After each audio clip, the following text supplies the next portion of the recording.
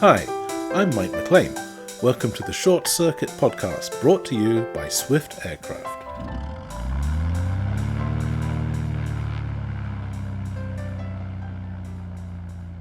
In this series, we'll be chatting with a variety of people from all walks of life, but who all have one thing in common: aviation. We'll discuss how and why they got into aviation, what or who inspired them, and what they would say to encourage young people to get involved. Flight fascinates many of us, and our guests will explain why they are compelled to look to the sky.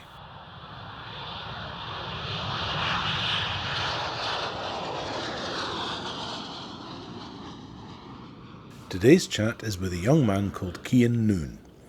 Kean was part of the Spirit of Goole build-a-plane project, which you may have heard of in previous episodes. If you haven't, in brief, it was a project in which a bunch of kids from a small town built a fully operational light aircraft.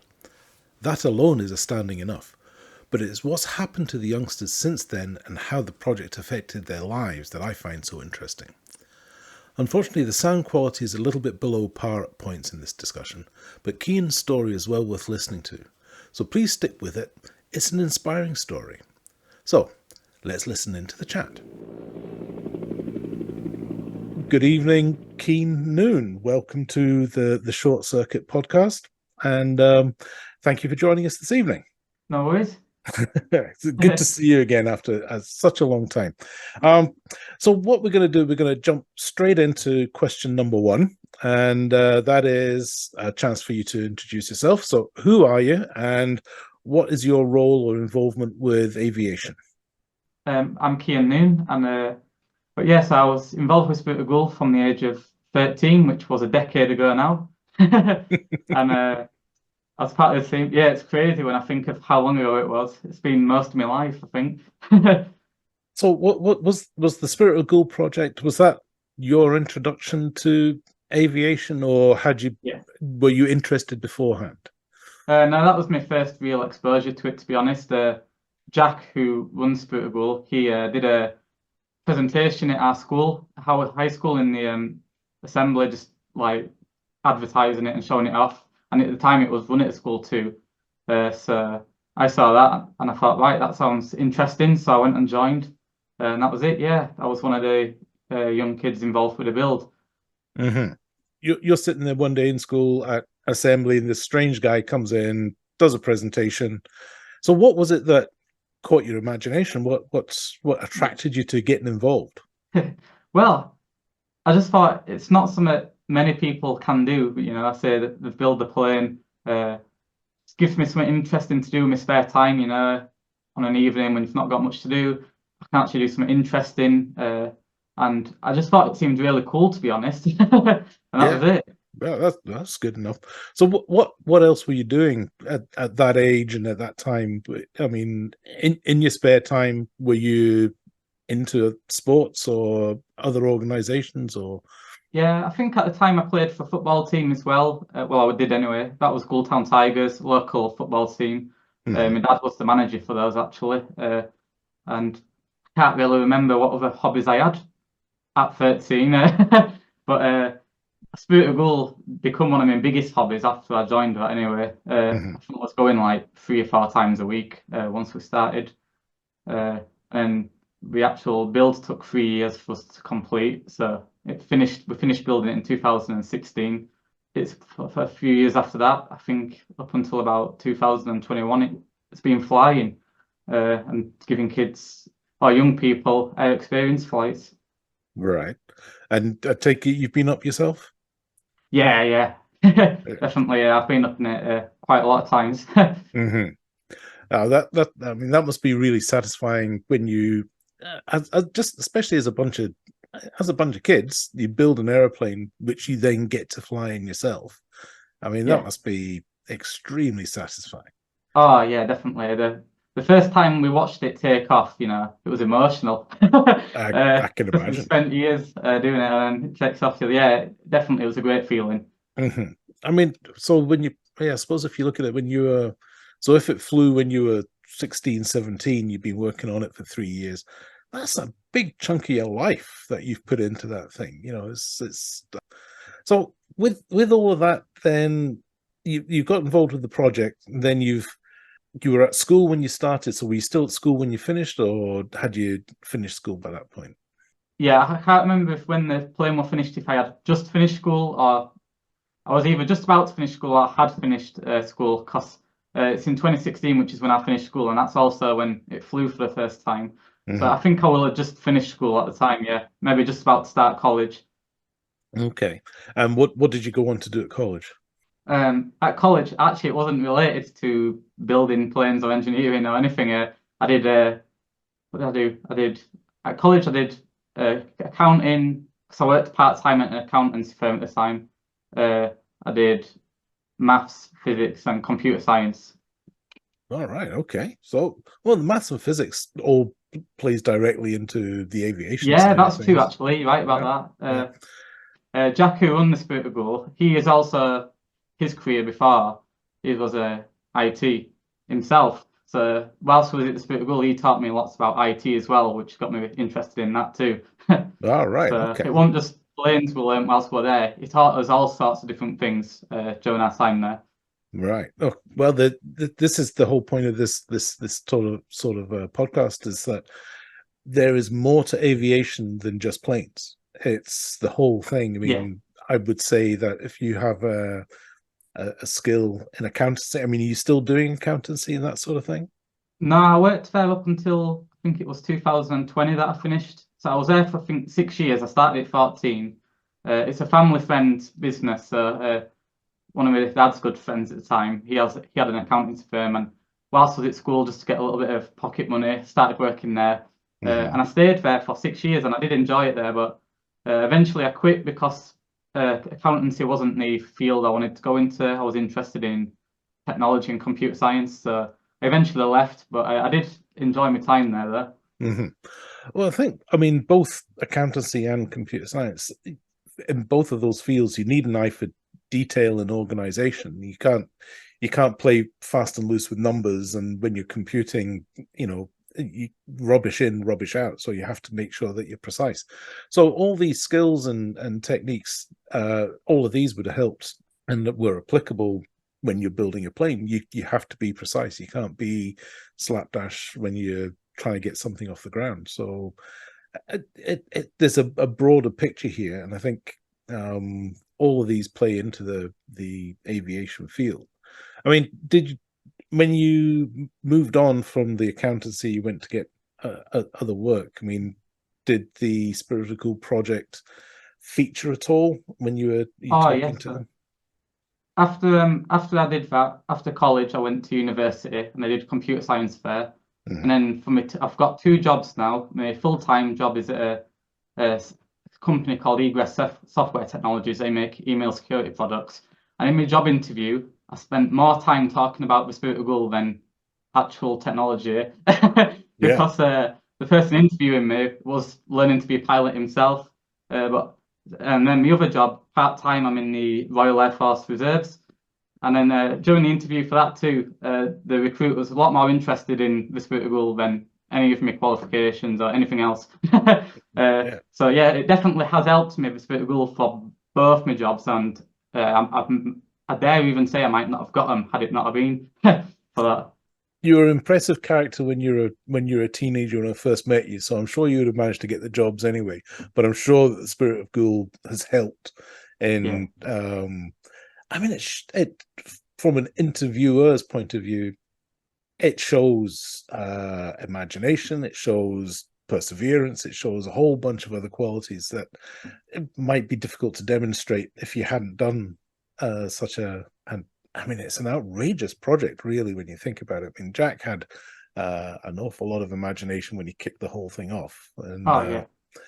I think that imagination and determination shines through with all the everybody that was involved in that project. Because I know in the early days it wasn't easy, so it was big rounds of applause when the aircraft flew.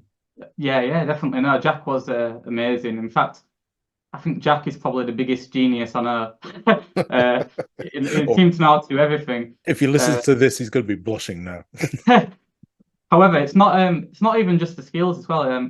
All of my best friends now, pretty much, are all people I met through the Spirit of Goole, or through people I met through the Spirit of Goole.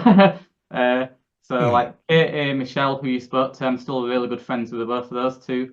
Where I live now, my roommate, he joined the Spirit of Goole a few years later, so I don't think you will have met him, but he joined in 2016 towards the end of the build. Right. He's from Spirit of Goole. And then the friendship group he introduced me to. So yeah, Spirit of Goole is responsible for most of my social life. Yeah, that's a good thing, you know. It sounds like a worthwhile project, and I think you're just demonstrating that getting involved in something like that and putting yourself out there, taking yourself out your comfort zone is a big thing. I wasn't aware that you're with the Air Force Reserves. Can you tell us a little bit about that? You know, how did you start in that? What do you do? Yeah, sure. So I'm still new, to be honest. I've only just done my basic training this year, so I'm still new to it myself. But yeah, I started my basic training in January, and I finished it in February. I just thought, same again, similar to when I joined Spirit of Goole. I thought I wanted to do something interesting with my spare time. You know, that's worthwhile. So I thought that seemed like a good option. I was already interested in joining the military though. Jack, you might remember, he was in the military himself. Uh, so he kind of piqued me interest in it. And then a lot of the people in the Spirit of Goole, 'cause Jack originally wanted to start it as a cadet project. He used to be an air cadet instructor, but the cadets didn't want it to be done as a cadet project, so he just took it and did it as a charity instead. So that meant that a lot of the people involved, a lot of the kids at the time, were all air cadets because all the ones taught, they all come over and join Spirit of Goole. So a lot, even though it wasn't a cadet project, a lot of the people I was friends with were all cadets. So everyone around me was sort of interested in the military, so it sort of piqued my interest in it too. So yeah, I thought that sounds interesting, so I joined. I applied for that, and yeah, I'm in now. Excellent. Oh, congratulations on that very much. Oh, thank you. So are you, I mean, are you planning to stay doing your job, or do you want to transition across into the Air Force full time at some point? Is that something that's crossed your mind, or are you happy just to keep in touch with the reserves?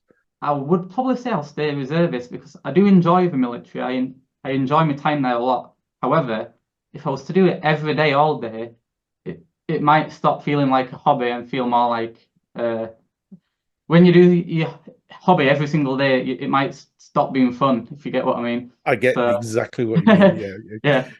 Okay. All right. No, that's good. But you're enjoying your career, your mainline career as well, though. Yeah, I like my main career too. At Egress, all the people I work with are really good. So yeah, I enjoy that too. Yeah. The things like the skills and the techniques and the stuff that you learned during the project, have you found that's helped you in real life? You know, in other ways, not just your career, but in life outside work and personal life and travel and you know. Jack was very insistent on teaching us the idea we can do anything we want if we put our mind to it. And he proved that by having us accomplish this outrageous project that no one thought would be possible. So it's definitely made me more optimistic in the sense that, you know, if I see something that looks somewhat difficult before, I might think, I'm going to try that, you know, it's out of reach. Whereas I think, yeah, actually, we can do that. Like I say, I've met all my friends through it, so that's definitely a perk to my normal life. Also, I think you know, it encouraged us to work as a team. You know, it took us on camping trips and things like that. So, you know, that sort of adventure training, if you will. So things like that as well, I think definitely had a benefit. So yeah, I think it probably developed us as a character too, rather than just, you know, being still a career benefit. And Yeah, oh, very much so. Something you said, I can't quote you, but you said, I got the impression that people didn't believe that you would be able to do it. So did you have much resistance that you had to overcome to get to the project? I mean, the practical side of it, I understand, but did you find people pushing you back and when you told people that as a bunch of 13-year-olds, you're going to build an aircraft, because everyone was like, oh, is it a model? No, it's a real one. Oh, what, like, no one believed it was a real aircraft that would actually fly out the building. Well, how can 13-year-olds build an aircraft that's going to fly? So yeah, there was a lot of disbelief it was actually possible, to be honest. But it did end up happening. So I wouldn't say people resistance in terms of people didn't want you to succeed, but there's definitely a lot of people who didn't believe it would be possible. Right. Okay. Okay. So it was just yeah, nobody tried to stop you. They just didn't think you were going to do it. Yeah, exactly. Yeah. Right. Okay. Okay. That's I mean, it's understandable, I suppose. I mean, if I hadn't met you guys, the whole builder plane project, because we were thinking about doing something with Swift or with Europa at the time. And when we met you guys, it was like, okay, I mean, I was gutted because you'd already chosen your aircraft and it wasn't ours. So that's, but no, I mean, I think under the circumstances, you guys probably made the right decision, and well, it succeeded. So obviously it worked. So that's brilliant. That's brilliant. So, do you still get to fly? Are you still, I know you're with the reserves. So actually in the reservists, what's your job in the reservists? Do you? So my job in the reservist is I've gone in IT as well with reservists. The idea Right. being it might help complement my civilian career, the skills sort of thing. Mhm. So I've gone in IT reservist too as well. Right. In terms of flying, I don't really fly now. Unfortunately, the Spirit of Goole aircraft, it's not this last few years. The Spirit of Goole's kind of been in a decline. The aircraft itself had a bunch of engine problems, which we weren't able to resolve. And then I don't know if you know, we used to be based at the same hangar as the last flying Vulcan in Doncaster Airport. Hmm. And that was great when we was there. We had state-of-the-art facilities.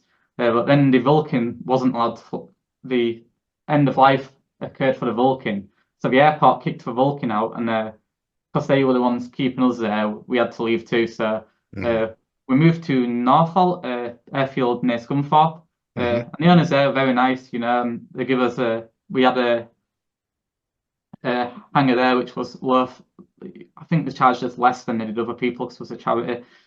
However, the problem is it wasn't a great place to work on the aircraft. It was dusty, it was outdoor, so it was harder to keep on top of it. But then over COVID, I think the aircraft was sat there for a while as well and things like that. And then it got to a point where it was getting very difficult to fix it. And then also Jack's health has took a decline, as it seems you already heard about. Hmm. And he's kind of the brains behind how it all works. So without his knowledge to help us deal with the issues and him being able to be there, it became very difficult. So we actually sold the aircraft earlier this year. All right. Uh, Okay.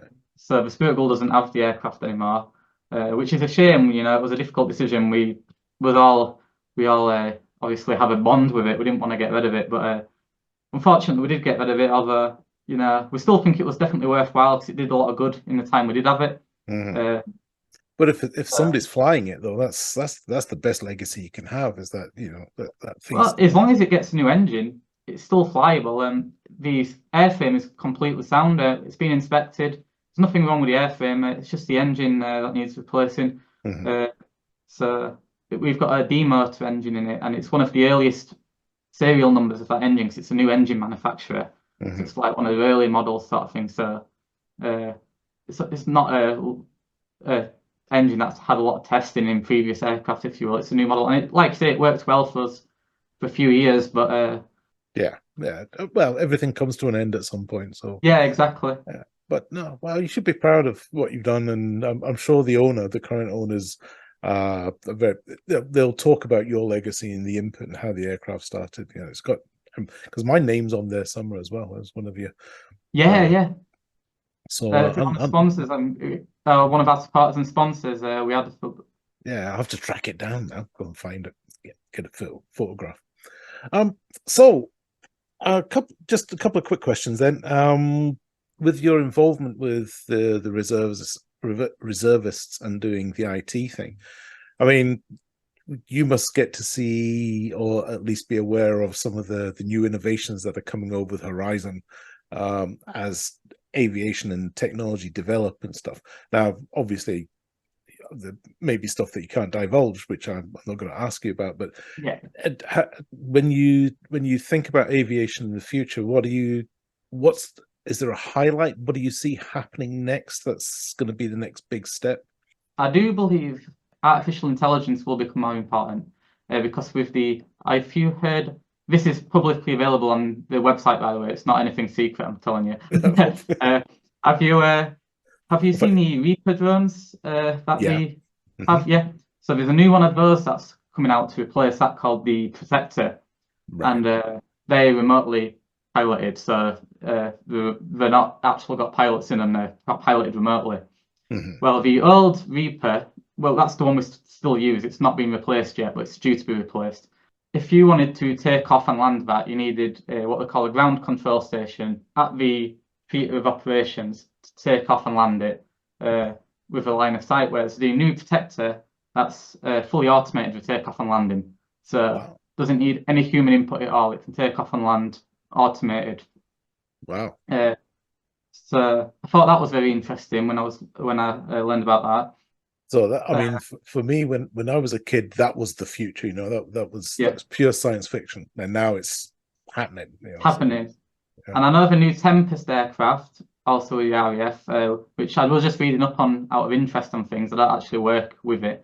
The new Tempest aircraft is going to have all sensors in it, which if it notices the pilot goes unconscious, the aircraft will take over, and autopilot will take over, and it'll fly itself and stuff like that. Wow. Okay. That's scheduled to have drones which follow the aircraft, which are fully autonomous. They don't have any pilots. They know what to do based on the machine. So I definitely think there's going to be new AI technologies. And even with airline pilots, there used to be 4 of those per airliner. Now there's 2, and I think they're looking at moving it down to 1. I think the that's going to be a hard sell to the public. Technically, I know it's feasible, but for those who their only involvement with aviation is it's the bus that takes them to Benidorm. That might be a step too far, you know. But I'm sure it'll happen, you know. No, I agree completely, because people feel comfortable knowing a human is in charge of them, in charge of their safety. People don't feel comfortable knowing a robot's in charge of their safety. Same with self-driving cars. A lot of people don't like the idea of those for the same reason. Even if they pass all the trials and tests and become safe, people don't feel comfortable unless there's a human there. So I definitely understand that. Yeah, I agree. Yeah, but then again, when cars first started, you had to have a man walking in front with holding a red flag because people were terrified of it. So yeah, give it a couple of generations, we'll be fine, no problem at all. Okay, so time's marching on. So 2 questions to go, very quickly. So STEM and STEAM. Now, obviously, you're a living example of what can happen with a STEM project. Whether it's started up by an individual or from a school or from the cadets or whatever. So it's worked well for you. Do you see, well, would you recommend it for other young people, even if they're not necessarily want to be in aviation or want to fly themselves? Would you still recommend to youngsters to get involved in a STEM project, or do you think it was just a fluke for yourself and your team? No, I definitely think if there's some kind of activity going on in your area that that's STEM related that you're interested in, then yeah, I don't think it's just, like you say, career benefits. I think there's loads of good reasons to join. Like say for me, I've made all my good friends through it. So yeah, no, definitely. It's not just about even if you're not interested in aviation, Michelle, who you spoke to, she doesn't care about planes. There's other ways she could be involved, which still cater to her interests, you know. So yeah, no, even if you're not interested in aviation specifically, I think being involved in projects in your spare time can still have value to you, because there's always different kind of things that you can be involved with. It opens doors as well, I think. You know, just maybe takes you places that you wouldn't normally go, and gives you opportunities that come with that. So okay, good. That was good to hear.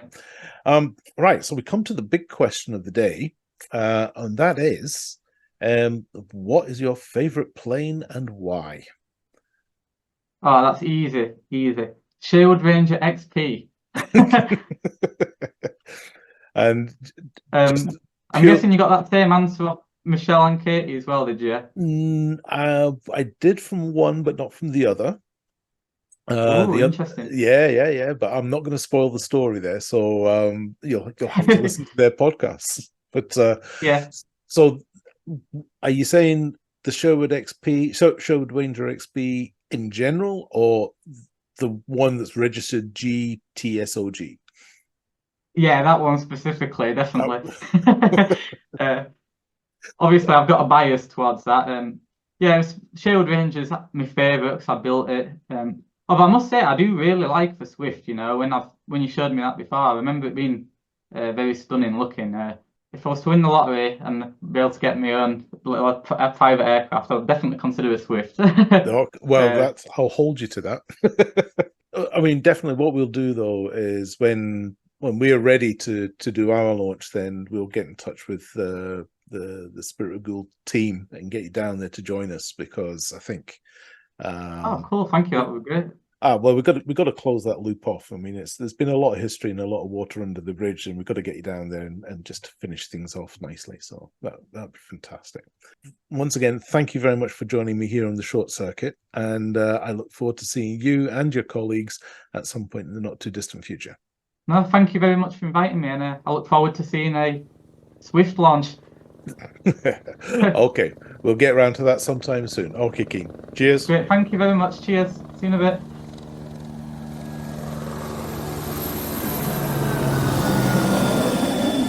So that was Kean Noon. He's a living example of how young people can be inspired and launched into adult life. The project helped give him a sense of self-belief, developed a set of attributes including hand skills, critical thinking, communication and personnel skills, and an enduring friendship group. Now forging a career in cybersecurity, both in the civilian and the military world, Kean is no longer the nervous, cheeky chappie that I first met a decade ago. He has described how what was effectively an amateur community project has had a definite positive impact on his life. And that's what STEM and youth engagement is all about. So, benefiting from a hashtag inspiring aviation project, good mentoring and team spirit, Kean is out in the world keeping us cyber safe. I hope his story has struck a chord with you, here on the Short Circuit. Fly safe.